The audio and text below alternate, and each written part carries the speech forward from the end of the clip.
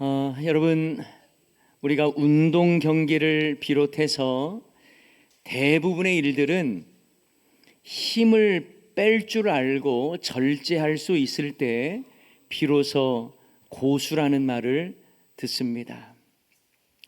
힘을 마음껏 사용하고 싶은 유혹에 빠지면 나도 모르게 어깨에 힘이 들어가고요, 경직되고요, 또 실수가 많아져서 다칠 수도 있습니다. 그래서 고수일수록 힘을 자랑하지 않고 힘을 빼는 훈련을 한다고 하지요. 여러분, 이런 원리는 우리의 신앙생활에도 적용할 수 있을 것 같습니다. 신앙생활에 고수라는 말은 좀 어색하게 들리겠지만 우리도 내 힘 자랑하고 어깨에 힘 들어가는 신앙생활이 되어서는 안 되는 것이지요. 오히려 내 힘을 빼고 절제할 수 있고 하나님의 은혜를 사모하는 저와 여러분이 되어야 할 줄을 믿습니다. 우리는 지난 시간에 갈대 상자 안에 있던 아기 모세가 어떻게 바로의 궁정, 이집트 권력의 심장부로 들어갔는지를 보았습니다. 최악의 상황에서 태어난 이 모세가 나일강에 버려지지 아니하고 하나님께서 그를 어떻게 바로의 궁정의 그 심장부로 들어가게 하셨는지, 최악의 상황에서 최상으로 인도하시는 하나님의 손길을 우리가 보았습니다. 그런데 여러분, 하나님께서 모세를 바로의 왕궁으로 보내셨던 근본적인 이유는 뭘까요? 모세라는 인생 그저 화려하게 한번 살아봐라. 모세라고 하는 그 인생 멋지게 너 하고 싶은 대로 살아라. 환경 좋은 데서 떵떵거리며 살아봐라. 그렇게 하면서 하나님께서 바로의 왕궁으로 보내신 게 아닙니다. 사실 세상적인 관점에서 본다면 모세 대박입니다. 나일강에 던져져서 죽어야 할 인생이 이집트 제국의 왕자가 되었으니 이보다 더 큰 신분 상승이 어디 있습니까? 이보다 더 놀라운 성공이 어디 있겠습니까? 게다가 바로의 궁정에서도 하나님의 특별한 은혜로 자신을 낳아준 어머니 요게벳으로부터 신앙 훈련도 받지요. 또 유대 민족의 정체성 훈련을 받았습니다. 바로의 궁정에서는 최고의 학문을 배웠고 각종 언어와 각종 무예를 익혔을 것입니다. 얼마나 대단한 스펙이 쌓였겠습니까? 여러분, 이 정도 되면, 이 정도의 실력과 능력이라면 이제는 하나님의 손에 붙들려서 마음껏 쓰임만 받으면 되는 거 아닙니까? 그러나 하나님은 궁정에서의 훈련 그 다음을 준비하고 계셨어요. 그것이 바로 광야 훈련이었습니다. 하나님은 이스라엘 백성을 애굽에서 구출해 내시기 위해 모세를 준비하시되 하나님의 계획 그 일정에 맞춰서 훈련시키십니다. 모세 스스로 자신을 판단하고 평가해 보기에 이 정도면 됐지 뭐, 이 정도 권력이면 됐어 라고 생각했는지도 모르겠어요. 남들이 모세를 볼 때에도 저 사람 대단해, 저 사람 큰 권력을 가졌어, 이렇게 인정해 주었을 그때가 아니라 하나님이 원하시는 때에 그를 광야 훈련장으로 보내십니다. 그 훈련에 대해서 저는 좀 살펴보려고 해요. 여러분, 하나님께서 모세에게 그 다음의 훈련이 뭐였을까요? 광야 훈련이었는데 광야 훈련을 통해서 하나님은 무엇 하기를 원하셨을까요? 먼저 모세 안에 있는 잘못된 부분을 빼내시기 위한 훈련이었습니다. 모세가 바로의 궁정에서 잘못 익숙 약해져 버린 것이 있습니다. 바로의 궁정에서 부족함 없이 자라면서 그에게는 잘못 스며든 것이 있었습니다. 그것을 하나님이 빼내시고자 하셨습니다. 여러분, 사람들이 건강해지기 위해서는 첫 번째, 몸의 독소를 빼내야 된다, 이런 말 많이 하지요. 잘못된 생활 습관을 빼내야 한다, 이런 말 많이 합니다. 마찬가지예요. 하나님께서 모세를 들어 크게 사용하시기 전에 모세 안에 있는 잘못된 바로의 이미지가 있었습니다. 그걸 빼내기를 주님은 원하셨습니다. 어느 순간 모세도요, 이 파라오, 이 바로의 모습과 많이 닮아 있는 거예요. 권력으로 횡포를 부리는 파라오를 따라하는 이 모세의 악한 모습이 보였던 것입니다. 힘과 권력을 가지면 세상을 바꿀 수 있다는 생각, 내 이익을 위해서라면 남을 희생시키는 것 아무렇지 않게 여기는 그 바로의 모습과 모세의 모습이 너무 닮아 있는 거예요. 하나님은 모세 안에 스며든 이 바로의 악한 모습을 보았습니다. 그리고 모세의 모습 속에 바로 왕의 모습이 겹쳐 보였던 것입니다. 여러분, 모세가 히브리 사람을 치는 애굽 사람을 쳐 죽이지 않습니까? 그리고 모래 속에 감춰버립니다. 그 장면이 오늘 본문 12절에 나와 있어요. 12절에 뭐라고 이야기하고 있냐면, 좌우를 살펴, 어디를 살폈다고요? 좌우를 살펴 사람이 없음을 보고 그 애굽 사람을 쳐 죽여 모래 속에 감추니라.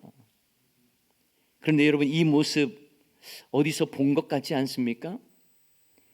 예전에 바로 왕이 히브리 산파들에게 했던 명령과 아주 유사합니다. 바로 왕이 산파들에게 이렇게 말을 했어요.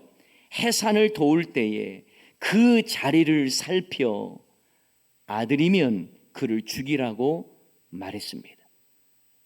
선악의 구분보다 그저 사람이 없으면 좌우를 살펴서 아무도 없으면 죽이라는 거예요.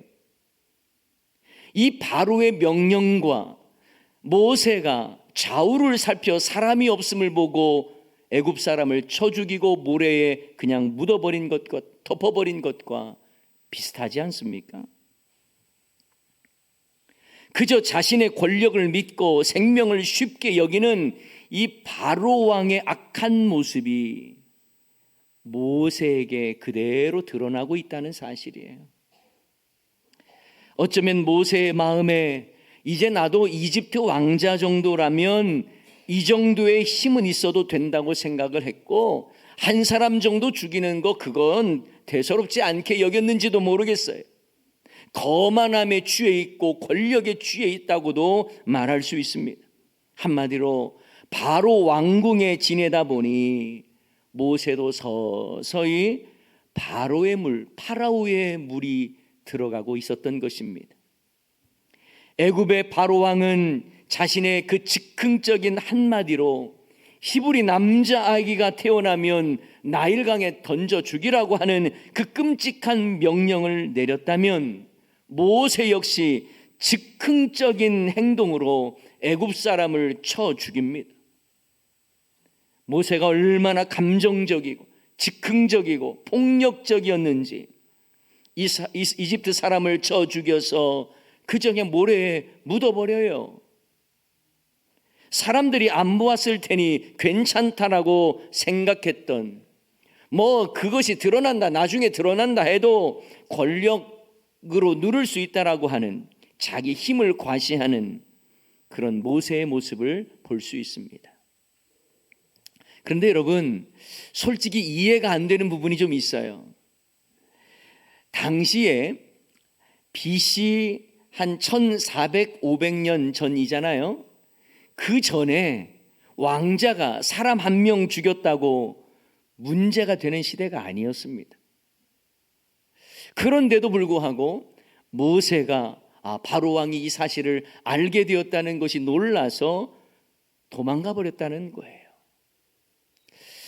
이것은요, 모세를 단순히 살인자로 보았다라기보다 이 내란을 일으킬 죄로 본 거예요. 이런 점에서 모세가 바로 왕에 주목하고 있고 뭔가 예민하게 보고 있던 것을 그 올무에 걸려들었다고도 말할 수 있습니다. 자, 이걸 좀 더 잘 이해하기 위해서는 당시의 시대적 상황을 좀 이해할 필요가 있습니다. 여러분, 모세가 살인을 저질렀을 때를 투투모세 3세가 바로 왕이었을 때로 봅니다. 그런데 모세를 양자로 받아들인 바로의 딸, 지난주에도 제가 말씀드렸는데 하셉수투라고 하는 여인입니다. 그런데 하셉수투의 남편은 자신의 이복 동생인 투투모세 2세입니다. 그런데 그 둘 사이에는 왕자가 태어나지 않았어요. 대신 투투모세 2세가 후궁을 통해서 아들을 낳았는데 그가 바로 투투모세 3세입니다. 하지만 이 하셉투라고 하는 이 여인은, 그러니까 모세를 입양한 어머니죠. 이 하셉투는 투투모세 3세보다도 더 큰 권력을 가지고 있어서 섭정을 하던 때였습니다. 그러니 하셉수투의 양자였던 모세와 바로왕 투투모세 3세는요, 불편한 관계일 수밖에 없는 거예요. 바로왕 투투모세 3세는 모세가 자칫 자신의 왕권을 위협할 수 있다라고 늘 생각을 했던 것입니다. 그런데 모세의 동족인 히브리인을 위해서 애굽 사람을 죽였다? 이건요, 단순 살인 사건이 아니에요. 이것은 내란의 조짐이라고 보았던 것이지요. 그러니 애굽 사람 한 명 죽이고도 모세는 미디안 땅으로 도망가는 것입니다. 미디안 땅은요, 본인의 지인이 있거나 친척이 사는 것도 아니에요. 낯선 곳입니다. 하지만 하나님은 모세를 광야로 보내시고 그동안 누려왔던 모든 것을 다 잃게 하십니다. 밑바닥도 이런 밑바닥이 없지요. 완전히 끝장난 겁니다. 이집트 왕자에서 하루아침에 미디안 광야를 헤매는 나그네가 된 것입니다. 막장 인생도 이런 막장 인생이 어디 있겠어요.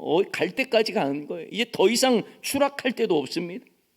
그러나 하나님은 그 속에서도, 그 환경 속에서도 놀라운 계획을 가지고 계셨다는 거예요. 모세 안에 있던 파라오의 이미지를 빼내시는 훈련을 시작하신 겁니다. 그 안에 잘못되어 있는 악한 모습들을 빼내시는 훈련을 하나님께서 광야를 통해서 하고 계시는 거예요. 여러분, 우리도 훈련 받는 거예요. 그런데 훈련 받을 때에 나의 악한 부분들, 나의 잘못된 부분들, 이 부분을 하나님께서 빼내시는 훈련을 하실 때가 있습니다. 자, 둘째로 하나님은 다듬는 훈련을 하세요. 앞에서 말씀드렸듯이 모세는요, 탁월한 학문과 무예를 배웠겠지만 기질이나 삶의 자세가 잘 다듬어지지 않았습니다. 즉흥적이었어요. 다혈질적이었습니다. 자신의 능력을 과신했습니다.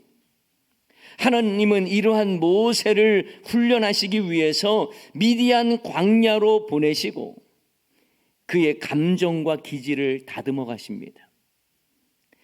예전에는 내 마음대로, 내가 하고 싶은 대로, 내 기분대로 행동했던 모세가 이제는 내 뜻대로 안 되는 게 너무 많고 아무것도 할 수 없는 광야에서 이제 다듬어지기 시작하는 거예요. 하나님은 모세에게 사람을 이끌기 전에 먼저 양을 잘 이끌어가는 목동이 되게 하십니다. 이런 점에서 광야 훈련은 모세를 다듬어 가시는 실질적인 하나님의 방법이었다라고 말할 수 있어요. 실제로 광야 훈련을 다 마친 후에 모세는 많이 다듬어져 있지요. 그 중에 하나만 본다면 민수기 12장 3절에 보면 모세에 대한 하나님의 평가가 이후에 나옵니다. 뭐라고 나와 있습니까? 이 사람 모세는 온유함이 지면의 모든 사람보다 더하도다. 무슨 말입니까? 이 사람의 온유함이 대단하다는 것을 칭찬하시는 거예요. 하나님의 평가입니다. 여러분, 그가 과거에는 어떻게 했습니까? 분을 못 참아서 애굽 사람을 그냥 때려 죽였습니다. 그랬던 인물이 광야 훈련을 통해서 다듬어지더니 온유함이 지면에 그 사는 모든 사람보다 뛰어나다, 이렇게 말씀하는 거예요. 아마도 모세는 광야에서 양을 치는 훈련을 통해서 목자의 마음을 갖게 된 것 같습니다. 온유한 마음을 품은 것 같아요. 이 마음은 앞으로 출애굽을 위해서 너무나 필요한 마음이었기 때문에 하나님은 그의 그 마음을 주시기 위해서, 그리고 그의 모난 성품을 다듬어 가신 거예요. 여러분, 예수님의 제자들도요, 형편없지 않았습니까? 그런데 주님께서 다듬어 가신 거예요. 우리가 너무나 잘 알고 있는 급한 성격의 달인 베드로 또한 감정을 제대로 다스리지를 못했던 인물 아닙니까? 다혈질적인 사람이었어요. 그런데 이후에 점점 다듬어지고 변화됩니다. 그리고 여러분, 베드로 전서 말씀을 보면 환난 중에 인내하라는 말씀을 참 많이 하거든요.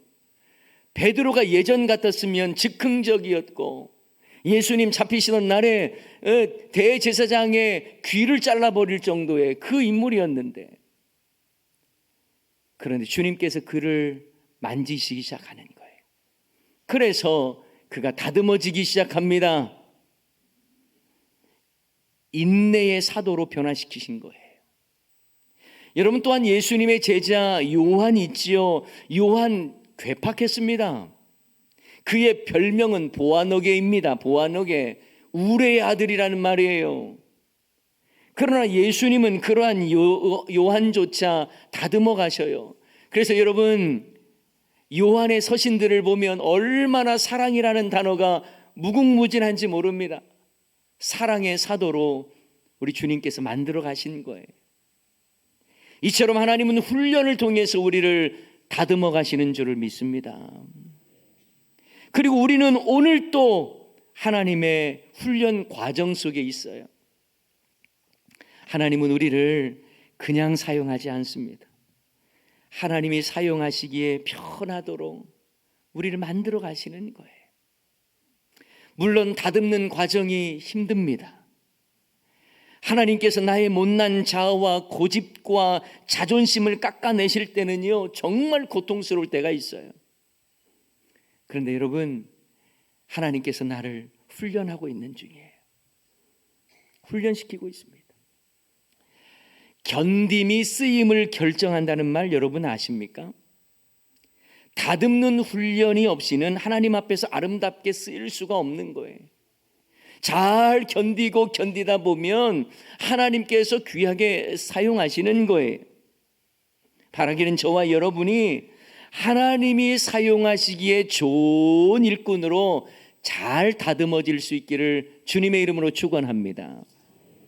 마지막으로 한 가지를 더 보면요, 하나님은 모세를 광야로 보내셔서 이제는 채움의 훈련을 하십니다.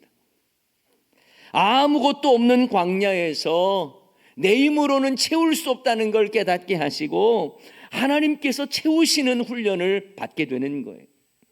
아무것도 없는 광야의 없음 훈련과 함께 하나님의 채우시는 채움 훈련을 받게 하시는 거예요. 왕자로서 호화롭게 궁정생활 하던 사람이 모든 것 다 내려놓고 메마른 40년의 광야 훈련을 받는 거예요. 없는 것에 대한 훈련입니다. 여러분, 하나님께서 그럼에도 불구하고 그를 채우시기 시작합니다. 물론 아무것도 없는 상황에서 이제 장인들 사람을 만나죠. 이드로를 만나요. 그리고 그 딸 십보라와 결혼하기도 합니다. 가정을 얻습니다. 아무것도 없는 그 광야에서, 누구도 알지 못하던 그곳에서 하나님께서 만남으로 채워주시고 그를 그곳에서 이렇게 이제 살아갈 수 있도록 터전을 마련해 주시는 거죠. 여러분, 하나님의 훈련 단계가 있어요. 무조건 체험받는 훈련부터 시작하지 않습니다. 이전에 우리를 비우시는 작업을 하세요. 우리를 비우셔요. 내 안에 비워져야 할 것이 있다면 비워져야 그 다음에 하나님의 채우심을 경험할 수가 있는 것입니다. 내 것으로 가득 차 있는데 뭘 더 채우려고 한단 말입니까? 여러분, 단계가 있어요. 내가 없음을 인정하고 내가 할 수 없음을 인정하고 하나님을 향해서 하나님의 은혜를 구할 때에 하나님께서 그때부터 채우시는 훈련을 하시는 줄을 믿습니다. 여러분, 미식축구에서요, 훈련을 시킬 때 처음부터 터치다운하는 훈련 기술을 가르쳐주지 않는다고 하죠. 먼저 쓰러지는 훈련, 넘어지는 훈련부터 합니다. 그리고 부딪히는 방법을 가르쳐주고 그 후에는 밀고 나가는 방법을 나중에 서야 터치다운하는 여러 가지 기술을 가르쳐준다고 하지요. 여러분, 처음부터 하나님의 그 채우심을 경험하려 하지 마시고 먼저 없음의 훈련, 비우시는 훈련이 필요한 겁니다. 이러한 훈련의 기본 단계를 거치지 않고 승리의 영광만을 맛보려고 해서는 안 돼요.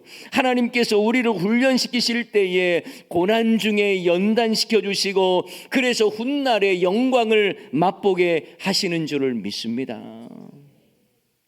모세가 미디안 광야로 도망갔다는 건 외적으로 보면요, 힘을 잃어버리고 약해진 거예요.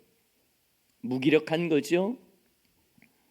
그 어떠한 권력도 남지 않았습니다. 모든 걸 다 잃어버렸습니다. 그러나 하나님은 광야 훈련을 통해서 모세 자신의 힘을 다 빼십니다. 그리고 주님의 능력으로 채워가십니다. 이게 하나님의 방법이에요. 40년 바로의 궁정에서 이만하면 됐다고 주먹 불 질 때 하나님이 됐다가 아니라 이제 내 힘 다 빼고 하나님의 채움을 경험할 때 비로소 하나님께서 그를 세우시는 겁니다. 하나님은 모세를 훈련시키시되 먼저 없는 훈련을 시키신 거예요. 여러분, 광야의 목마름을 경험케 하신 겁니다. 여러분, 궁정에 있으면 목마름이라는 걸 경험해 봤겠어요? 그런데 광야에서 목마름을 경험하게 하는 거예요. 왜 그랬을까요? 출애굽 때에 경험하게 될 목마름을 미리 경험케 하신 거예요.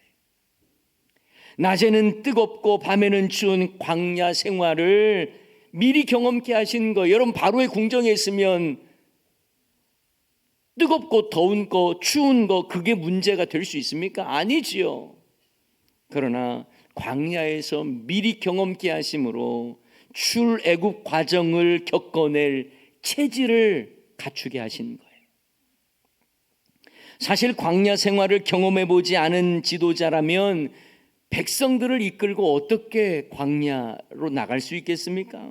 하나님은 모세를 미디안 광야로 보내시면서 광야의 삶을 미리 체험케 하시고 하나님의 채우심의 훈련을 경험을 주시는 거예요. 이런 점에서 하나님은 모세를 미디안 광야로 내몰면서 훗날에 있을 출애굽을 위한 사전 답사를 시키셨다고도 볼 수 있습니다. 광야의 없음과 다양한 광야에서의 경험을 허락하신 거예요. 모세가 미디안 광야로 가기 위해서는 신의 광야를 지나야만 했습니다. 그러니 신의 광야에 대한 정보가 필요했던 것이고 실제 경험이 필요했던 것이죠. 이것이 바로 앞으로 출애굽의 사역에 큰 도움이 된 것입니다. 한마디로 적응 훈련을 시키신 것이고 체험 훈련을 미리 시키신 거예요. 만약 모세가 애굽에서 호화롭게 생활하다가 이스라엘 백성들을 이끌고 출애굽했다고 생각해 보십시오. 여러분 40년간 광야 생활을 할 수 있겠습니까? 자기부터 못한다고 했을 거예요. 본인부터 견디지 못하고 포기했을 것입니다. 그러니 하나님은 모세를 미디안 광야를 먼저 경험케 하심으로 더 강하게 만드시고 광야의 생활을 체험케 하신 것이죠. 무엇보다 하나님은 광야의 훈련을 통해 모세가 철저히 하나님만 바라보는 훈련을 하게 하십니다. 내가 할 수 있는 게 아무것도 없거든요. 광야에서 내 뜻대로 내가 명령하면 되는 게 아무것도 없거든요. 그래서 하나님을 바라보는 것, 하나님만이 채울 수 있습니다. 바로의 궁정에서는 없는 게 없고 모든 것들을 다 누렸지만 하나님을 향한 집중력을 잃어버렸어요. 내가 원하는 거 다 공급받기 때문에 하나님을 향한 간절함이 없는 거예요. 힘도 있고 권세도 있으니 세상의 힘과 권력의 맛에 물들어 버렸던 것입니다. 그러니 자연스럽게 하나님을 바라보는 시선이 약해질 수밖에 없었던 거예요. 하지만 광야를 통해서 아무것도 할 수 없는 상황, 자기 뜻대로 안 되는 상황, 자신에게는 절망스러운 환경 속에 있는 모세는 이제 하나님 아니면 아무것도 할 수 없다는 걸 인정하지 않을 수 없는 것입니다. 이것이 바로 하나님께만 소망을 두는 거예요. 사람 의지할 것 없고 환경 의지할 데 없습니다. 오직 하나님으로만 채워져야 살 수 있는 인생으로 만드신 거예요. 사랑하는 여러분, 모세뿐만 아니라 우리의 모든 삶도 훈련 중입니다. 물론 훈련의 강도는 사람마다 달라요. 하지만 우리 모두 다 훈련받고 있습니다. 먼저 내 안에 잘못된 부분 빼내어지는 훈련, 그리고 나의 모난 부분들이 다듬어지는 훈련. 없기 때문에 오직 하나님만이 채우실 수 있다라고 하는 것을 경험하는 훈련, 이런 훈련을 받고 있습니다. 우리 모두는 훈련 중이에요. 자녀 문제로, 물질의 문제로, 관계의 문제로, 건강의 문제로 우리는 오늘 또 훈련을 받고 있습니다. 하지만 그 훈련 속에서도 우리는 잊지 말아야 할 것이 있습니다. 이 훈련을 통해서 하나님이 나를 어떻게 사용하실 것인가? 이 훈련을 통해서 하나님이 나를 어떻게 이루어 가실 것인가? 하나님의 구원 계획은 나를 통해 어떻게 역사하실 것인가? 여러분, 그건 놓치지 마시기 바랍니다. 하나님은 우리가 잘 훈련받아서 귀하게 쓰임받기를 원하시는 거예요. 하나님의 계획과 하나님의 나라에는 쓰레기통이 없다라는 말이 있어요. 우리의 모든 삶의 과정 속에 헛되게 버려지는 시간들은 없습니다. 그 안에 하나님의 뜻이 담겨 있고 우리의 고난 또한 하나님께서 필요한 훈련 과정으로 삼아주신 거예요. 물론 우리는 그걸 원치 않았을지라도, 하지만 그 과정 속에서 하나님은 우리를 귀하게 사용하시기 위해서 내 안에 잘못된 것을 빼내시기를 원하시고 모난 부분들을 다듬어 가시기를 원하시고 내가 할 수 없음을 인정하고 하나님이 채워주신다는 것을 경험하는 훈련을 하시는 것입니다. 여러분, 이러한 훈련 잘 받고 견디심으로 앞으로 더욱더 귀하게 쓰임받는 저와 여러분 다 될 수 있기를 주님의 이름으로 간절히 축원합니다.